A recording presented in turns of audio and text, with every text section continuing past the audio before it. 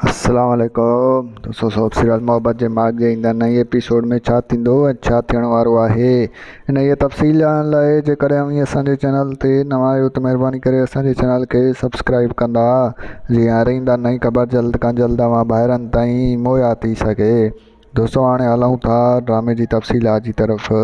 तव्हांखे ॿुधायूं त ईंदा नई एपिसोड में मुजेरी जेको आहे सो सख़्तु परेशान हूंदो। जी हाँ दोस्तों, तव्हांखे ॿुधायूं त अलाह पंहिंजे मथे मोह करे उनखे चवंदो त जेको आहे सो मां जेको आहे सो हिन मुनाफ़िक़ जो खाधो मानी खाधी, हिन मुनाफ़िक़ जी हिन खां बहितर हुयो त मां मरी वञा हा।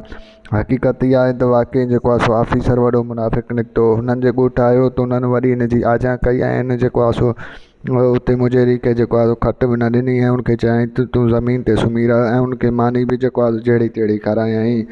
होॾो वरी तव्हांखे ॿुधायूं त मुजेरी जेको आहे सो ईअं ॿिए हथे वापसि ख़ाली मोटी ईंदो बेवस थी। ऐं होॾो वरी टे तरफ़ तव्हांखे ॿुधायूं त जेको आहे सो खड़पील ॻोठ वारनि जी मदद कंदो। जी हाँ दोस्तों, तव्हांखे ॿुधायूं त ॻोठ वारनि खे पैसा ॾींदो ऐं ॻोठ वारा हिन खां मदद वठंदा ऐं उन खां पोइ खड़पील तमामु घणो ख़ुशि हूंदो।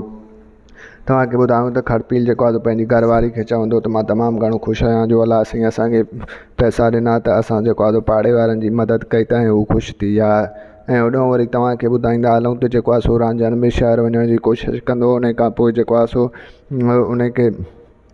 उनखे जेको आहे अधु में कुंज रोके छॾींदी ऐं चवंदी त जेको आहे सो तूं न वञ, तूं ईअं जेको आहे हिते ॻोठ जा सभु माण्हू हलिया विया आहिनि, तूं भलियो वेंदे ॻोठ त अकेलो थी वेंदो ऐं ॻोठ खाइणु असांखे ईंदो। तंहिंखां पोइ रांझनि चवंदसि त हाणे मूंखां हिते रहणु बर्दाश्त न पियो थिए।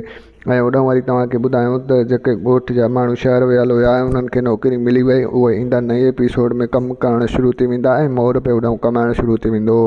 तव्हांखे मुंहिंजो रिपोर्ट कीअं लॻो कमेंट में पंहिंजो क़ीमती राय ज़रूरु ॾींदा। वठंदासीं, इजाज़त मिलंदासीं नए वीडियो में। रखंदा पंहिंजो ख़्यालु। अल्लाह हाफ़िज़।